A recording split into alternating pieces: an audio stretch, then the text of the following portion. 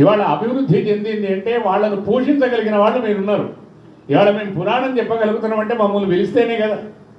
కనుక ఏది చేయాలన్నా కూడా దీని వెనకాల ఒక అత్యద్భుతమైనటువంటి జిజ్ఞాస కలిగినటువంటి యొక్క ఆర్ద్రత కలిగిన దైవభక్తి కలిగినటువంటి యొక్క మనస్తత్వం కలిగిన ధార్మిక దాతృభక్తు వరేణ్యులంతా కూడా ఉన్నారు.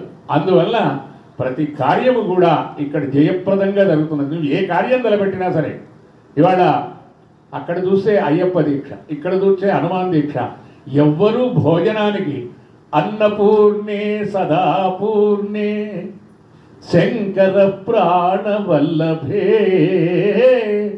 జ్ఞాన వైరాగ్య సిద్ధ్యర్థం, మీరు పెట్టినటువంటి భిక్ష జ్ఞాన వైరాగ్య సిద్ధ్యర్థం అవుతుంది. అంటే ప్రతివాడిలో ఆత్మజ్ఞానము లేపొందినటువంటి వాడి ప్రతివాడు ఒక అద్భుతమైనటువంటి జ్ఞానం చేసి, ఒకప్పుడు ఒకే దగ్గర కళ్యాణం జరిగింది, కానీ ఇప్పుడు ప్రతి వాడ ప్రతి వీధిలో కళ్యాణం.